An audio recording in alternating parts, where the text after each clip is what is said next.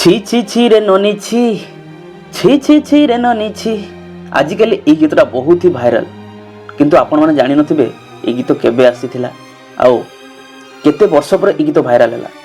ତ ଆଜି ବହୁତ କିଛି ଜାଣିବା, କେମିତି ଭାଇରାଲ ହେଲା, ଭାଇରାଲ ହେବାର ରହସ୍ୟ କ'ଣ, କିଏ ଗାଇଥିଲେ, ଏହି ଭିଡ଼ିଓ ମାଧ୍ୟମରେ ଜାଣିବେ। ତ ସମସ୍ତଙ୍କୁ ଅନୁରୋଧ କରୁଛି ଭିଡ଼ିଓକୁ ଶେଷ ଯାଏଁ ଦେଖିବେ। ଆପଣଙ୍କର ଯାହା ଡାଉଟ୍ ଥିବ କାହିଁକି ଭାଇରାଲ ହେଉଛି ସେଇଟା ଆପଣମାନେ ନିହାତି ଭାବରେ ଜାଣିପାରିବେ। ତ ଚାଲନ୍ତୁ ଭିଡ଼ିଓକୁ ଷ୍ଟାର୍ଟ କରିବା। ପ୍ରଥମତଃ ଜାଣିବା ଏହି ଗୀତଟା କେବେ ବାହାରିଥିଲା। ଏହି ଗୀତଟା 1995 ମସିହାରେ ବାଲିଫୁଲ ଆଲବମ୍ରେ ଏହି ଗୀତଟା ବାହାରିଥିଲା କ୍ୟାସେଟ୍ ମାଧ୍ୟମରେ। ସେତେବେଳେ ତ ୟୁଟ୍ୟୁବ୍ ଫ୍ୟୁଟ୍ୟୁବ୍ ବେଶୀ ଦେଖୁନଥିଲା। ସେଇ ଗୀତଟା ସେତେବେଳେ ଆନ୍ଧ୍ରପ୍ରଦେଶ, ଛତିଶଗଡ଼, ଓଡ଼ିଶାରେ ବେଶ ଭାଇରାଲ ହେଇଥିଲା। ସେପଟର ଲାଙ୍ଗୁଏଜ୍ ଜାଣିନଥିଲେ, ତଥାପି ସେମାନେ ସାହସ ଉଠେଇକି ନିଜେ ପଇସା ଖର୍ଚ୍ଚ କରିକି ସେତେବେଳେ ଯେଉଁ ପ୍ରାଇଭେଟ୍ ଚ୍ୟାନେଲରେ ସେମାନେ ପବ୍ଲିଶ କରିଥିଲେ। ସେତେବେଳେ ବେଶ ଲୋକମାନେ ଭଲ ପାଇବା ଦେଇଥିଲେ। ଏଇଟା ରେକର୍ଡ଼ିଂ କରିଥିଲେ ଆଉ ମାଷ୍ଟରିଂ କରିଥିଲେ ସୀତାରାମ ଅଗ୍ରୱାଲ ସାର୍, ଆଉ ସିଦ୍ଧାର୍ଥ ମ୍ୟୁଜିକ୍ ବ୍ୟାନରରେ ଗୀତଟା କରାହେଇଥିଲା। ଆଉ ଏଇ ଗୀତଟା ଗାଇଥିଲେ ସତ୍ୟ ଅଧିକାରୀ, ଆଉ ସେ ନିଜେ ଲେଖିଥିଲେ, ନିଜେ କମ୍ପୋଜ ମଧ୍ୟ କରିଥିଲେ। ଆଉ ସେ ଆଗରୁ ବି ବହୁତ କାମ କରିଥିଲେ, ଯେମିତିକି ସଙ୍ଗୀତରେ କାମ କରିଥିଲେ, ଆଉ ଆକାଶବାଣୀରେ ମଧ୍ୟ କାମ କରୁଥିଲେ, ଆଉ ପେଶାରେ ସେ ଥିଲେ ଜଣେ ଆଡ଼ଭୋକେଟ୍। ଏବେ ଯାହା ଖବର ମିଳୁଛି, ଏବେ ତାଙ୍କ ଭାଇ ସୁଶାନ୍ତ ଅଧିକାରୀ ଏବେ ଅଛନ୍ତି, ଆଉ ସତ୍ୟ ଅଧିକାରୀ ସେ ଚାଲିଗଲେଣି। ସୁଶାନ୍ତ ଅଧିକାରୀ ଏହି ଗୀତରେ ତବଲା ମଧ୍ୟ ବଜାଇଥିଲେ।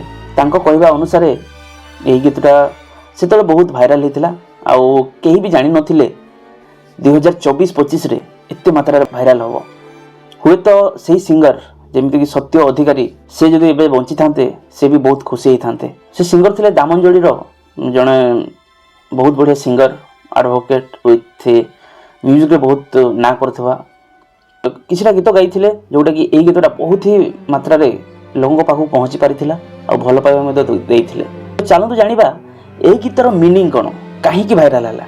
ପ୍ରଥମେ ଆମେ ଷ୍ଟୋରିକୁ ଯିବା, ତାପରେ ଲାଷ୍ଟକୁ ଜାଣିବା ଭାଇରାଲ ହେବାର ରହସ୍ୟ କ'ଣ। ତ ଭିଡ଼ିଓକୁ ଲାଷ୍ଟ ଯାଏଁ ଦେଖିବେ। ଗୀତର ଯେଉଁ ଭିଡ଼ିଓ ଅଛି ଭିଜୁଆଲ, ସେଇଟାକୁ ଦେଖିଲେ ଯଦି ଆମେ ଆଲୋଚନା କରିବା, ବହୁତ ହି କମେଡ଼ି ଫିଲ୍ ଲାଗିବ ଆପଣମାନଙ୍କୁ। ଆଜିକାଲି ଯେଉଁ ବ୍ରେକଅପ୍ ହେଉଛି ସେଇଟା ଅଲଗା ଟାଇପ୍ର ହେଉଛି, କିନ୍ତୁ ସେତେବେଳେ ଯେଉଁ ବ୍ରେକଅପ୍ ହେଉଥିଲା ଅଗଲା ଟାଇପ୍ର, ପୁରା ନ୍ୟାଚୁରାଲ ଗାଁ ଷ୍ଟାଇଲ୍ର କାହାଣୀଟା। ତ ପ୍ରଥମ କାହାଣୀ ହେଉଛି କି ତା ବୟଫ୍ରେଣ୍ଡ ବାହାରକୁ କାମ କରିବାକୁ ଯାଇଥିଲା, ଆଉ ଯେତେବେଳେ ତାଙ୍କ ଗାଁକୁ ଫେରୁଛି, ମାନେ ଝିଅର ଗାଁକୁ, ଖୁସି ବାସିରେ ଏକଦମ ଖୁସିରେ ଦେଖା କରିବା ପାଇଁ ଫେରୁଛି।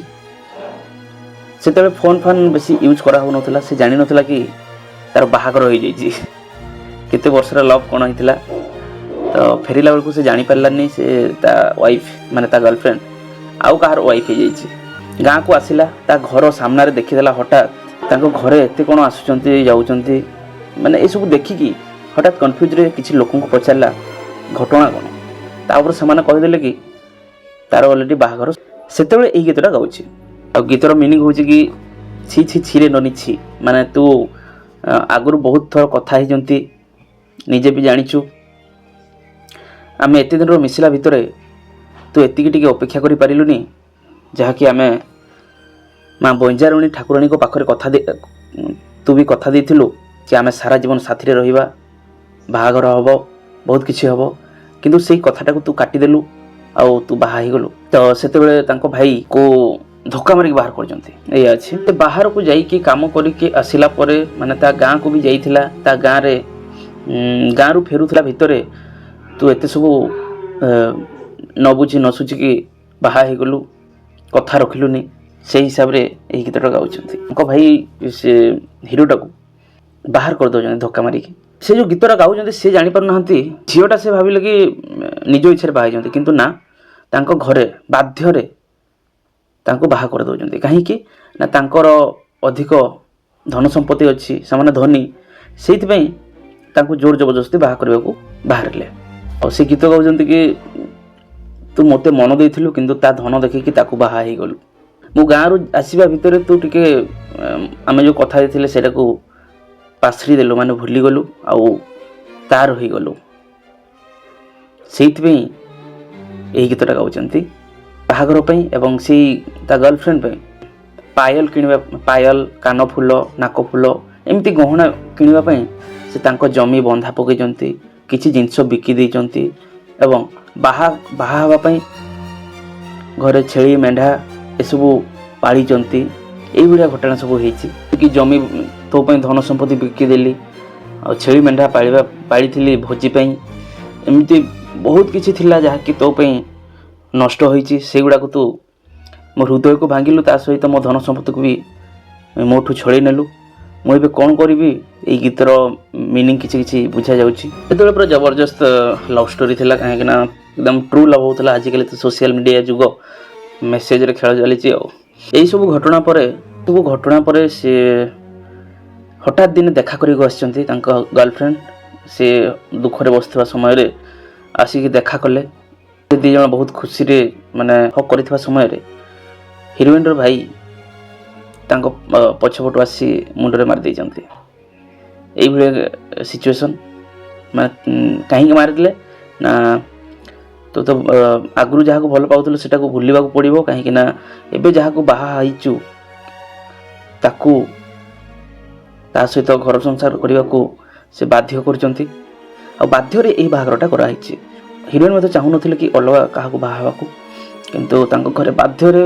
ଆଜିକାଲି ବି ସେଇଆ ହେଉଛି, କାହିଁକିନା ଯଦି ବି ଟ୍ରୁ ଲଭ୍ ହେଉଛି ଘରେ ସମସ୍ତେ ଟିକେ ଷ୍ଟାଣ୍ଡାର୍ଡ଼ କିମ୍ବା ଗରିବ ଥିବେ, ଅଲଗା ନୂଆ ବାହାଘର ପାଇଁ ଦେଖିବାକୁ ଆସିବେ। ସେ ଯଦି ଟିକେ ଷ୍ଟାଣ୍ଡାର୍ଡ଼ ଥିବେ, ଚାକିରି ବାକିରି ଗଭର୍ଣ୍ଣମେଣ୍ଟ ଚାକିରି କରୁଥିବେ, ତାହେଲେ ତାଙ୍କୁ ହିଁ ବାହାଘର ପାଇଁ ବାଧ୍ୟ କରିବେ। ସେଇଭଳିଆ ସିଚୁଏସନ୍ ସେତେବେଳେ ତ ବହୁତ ହି ଲୋକ ବିଷ ପିଇକି ମରିଯାଉଥିଲେ। ଆଜିକାଲି ବି ମରୁଛନ୍ତି ବହୁତ କମ୍। ସେଇଭଳିଆ ଲଭ୍ ଷ୍ଟୋରିକୁ ନେଇକି, ସେଇଭଳିଆ ବ୍ରେକଅପ୍କୁ ନେଇକି ଏଇ ଗୀତଟା କରାହେଇଛି। ସେତେବେଳେ ବେଶ୍ ମାର୍କେଟରେ ଘାଣ୍ଟୁଥିଲା ଗୀତଟା। ଆଉ ଆଜିକାଲି ଦେଖନ୍ତୁ 25-30 ବର୍ଷ ପରେ ଏହି ଗୀତଟା ଏତେ ମାତ୍ରାରେ ମାର୍କେଟରେ ଏକଦମ ଜବରଦସ୍ତ ଘାଣ୍ଟୁଛି। ତ ଆପଣମାନେ ବି ଏହି ଗୀତ ମାନଙ୍କରେ ମିଲିୟନ ରିଲ୍ସ କରୁଛନ୍ତି, ଆଉ ଭ୍ୟୁଜ୍ ମଧ୍ୟ ଦେଇଛନ୍ତି। ସେତେବେଳର ଗୀତ ଦେଖିବେ 6.5 ମିଲିୟନ ସେତେବେଳେ ଗୀତ। ଏବେ ବି ଦେଖିଛନ୍ତି ସେଇଟା ମିଶେଇକି 6.5 ମିଲିୟନ ସିଦ୍ଧାର୍ଥ ମ୍ୟୁଜିକ୍ରେ ଅଛି। ପୁଣି ଥରେ ଏଇ 6-7 ଦିନ ପୂର୍ବରୁ ଛଡ଼ା ହେଇଛି ଗୀତଟା, ସେଇଟା ବି ମିଲିୟନ କ୍ରସ୍ କଲାଣି, 2 ମିଲିୟନ ଛୁଇଁବ। ତ କେଉଁ ଭଳିଆ କ୍ରେଜ୍ ଆଉ ଭାଇରାଲ କାହିଁକି ହେଲା? ଦେଖନ୍ତୁ,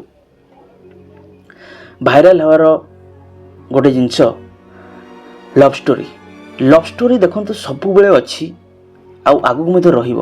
ବ୍ରେକଅପ୍ ମଧ୍ୟ ଏବେ ବି ହେଉଛି, ଆଗକୁ ମଧ୍ୟ ହେବ। ତ ଆଜିକାଲି ଯେତିକି ବି ଲଭ୍ ଷ୍ଟୋରି ହେଉ କି ଯାହା ବି ହେଉ, ଗୀତ ବାହାର କରୁଛନ୍ତି, ଫିଲ୍ମ ବାହାର କରୁଛନ୍ତି, କେତେବେଳେ କେଉଁଟା ଭାଇରାଲ ହେବ ସେଇଟା କେହି ବି ଜାଣିନାହାନ୍ତି। ଏମିତି ଅନେକ ଗୀତ ଅଛି, ବହୁତ ସୁନ୍ଦର ଗୀତ ଅଛି। ଆପଣମାନେ ବି ଜାଣିଥିବେ, ବହୁତ ଗୀତ ଭାଇରାଲ ହେଉଛି ମଝିରେ। ସେଇଟା ବହୁତ ପୁରୁଣା ଗୀତ ଥାଏ, ଆଉ କିଛି ନୂଆ ଗୀତ ତ ବାହାରିଲା ଭିତରେ ହିଁ ଭାଇରାଲ ହେଇଯାଏ। ଆପଣମାନେ ଏହି ଭିଡ଼ିଓରୁ ଶିଖିବା କଥା କି ଆମେମାନେ ଯାହା ବି କାମ କରିବା କେବେ ବି ଛୋଟ ଭାବିବାନି, କର୍ମ କରି ଚାଲିବା। କେବେ ନା କେବେ ସେଇଟା ସକ୍ସେସ୍ ପାଇବା ନିହାତି। ସେଇଟା ଉପରବାଲା ଚାହିଁଲେ ନିହାତି ସକ୍ସେସ୍ ଦେବେ। ଯେଉଁ କଥାରେ ଅଛି ନା, ହିନ୍ଦୀରେ ଡାୟଲଗ୍ ଗୋଟେ ଅଛି ନା, ଭଗବାନ ଦେତେ हैं तो छप्पड़ फाड़ के देते हैं। ତ ଠିକ୍ ସେମିତି ହୁଏତ ସେ ସିଙ୍ଗର ଥିଲେ ବହୁତ ଖୁସି ହେଇଥାନ୍ତେ, କିନ୍ତୁ ତାଙ୍କ ରିଲେଟିଭ୍ ଅଛନ୍ତି, ତାଙ୍କ ଭାଇ ଅଛନ୍ତି ସୁଶାନ୍ତ ଅଧିକାରୀ, ସେ ବି ଏବେ ବହୁତ ଖୁସି ଅଛନ୍ତି। ଆଉ ଯେଉଁ ଚ୍ୟାନେଲରେ ବି ପଡ଼ିଛି ସିଦ୍ଧାର୍ଥ ମ୍ୟୁଜିକ୍, ସେଥିରେ ବି ସେ ସପୋର୍ଟ କରୁଥିଲେ, ସେ ରେକର୍ଡ଼ିଂ କରୁଥିଲେ, ଗୀତ ମାଷ୍ଟରିଂ କରିଥିଲେ। ନିହାତି ଭାବରେ ଇନକମ୍ ମଧ୍ୟ ବଢ଼ୁଛି, ଦେନ୍ ଲୋକଙ୍କ ଭଲ ପାଇବା ମଧ୍ୟ ବଢ଼ୁଛି। ଏଇଟା ଗୋଟେ ଗର୍ବର କଥା, କାହିଁକିନା ନିଜ ଡିଷ୍ଟ୍ରିକ୍ଟର ଯେମିତିକି ଆମ ସମ୍ବଲପୁରରେ ପ୍ରଥମେ ରଙ୍ଗବତୀ ପୁରା ସାରା ପୃଥିବୀରେ ହାଇଲାଇଟ୍ ହେଲା, ଠିକ୍ ସେମିତି ଏଇ ଗୀତ ବି ପୁରା ଓଡ଼ିଶାରେ, ପ୍ରତ୍ୟେକ ଓଡ଼ିଆ ଛତିଶଗଡ଼ି ଆଉ ଆନ୍ଧ୍ରାମାନେ ବି କିଛି ଏଇ ଗୀତ ଆପଣମାନେ ଦେଖିଥିବେ। ତାମିଲ ଲୋକ ବି ଏଇ ଗୀତ ରିଲ୍ସ କରୁଛନ୍ତି। ସେମାନେ ମିନିଂ ବୁଝନ୍ତୁ କି ନ ବୁଝନ୍ତୁ, କିନ୍ତୁ କିଛି ମ୍ୟୁଜିକ୍ ଅଛି, କିଛି ଲିରିକ୍ସ ସ୍ୱର ଅଛି, ସେଟାକୁ ତାଙ୍କୁ ବହୁତ ଭଲ ଲାଗିଥିବ। ଆଉ ଆମକୁ ଯେମିତି ଭଲ ଲାଗୁଛି ଠିକ୍ ସେମିତି ତାଙ୍କୁ ମଧ୍ୟ ଭଲ ଲାଗିଥିବ, ସେଥିପାଇଁ ସେମାନେ ମଧ୍ୟ କରୁଛନ୍ତି। ତ ସେଇଆ କି ଆମେମାନେ ଯାହା ବି କାମ କରିବା, ଆମ କଳାକାରମାନଙ୍କୁ ତ ବେଶ୍ ସବୁଠାରୁ ବଡ଼ କଥା ହେଲା, ଆମେମାନେ ଛୋଟ ମୋଟ କାମ ମିଳିଲେ ବି କେବେ ବି ହାତ ଛଡ଼ା କରିବା ନାହିଁ। କାହିଁକିନା ଯେଉଁ ଫିଲ୍ମ ଯେଉଁ ଗୀତ ବି ହିଟ୍ ହେଉଛି, ଯେଉଁ ଗୀତ କି ଯେଉଁ ଫିଲ୍ମ ଆମେ କର୍ମ କରିଥିବା, ସେଟା କେତେବେଳେ ହିଟ୍ ହେବ, କେତେବେଳେ ଭାଇରାଲ ହେବ, ସେଟା କେହି କହିପାରିବନି।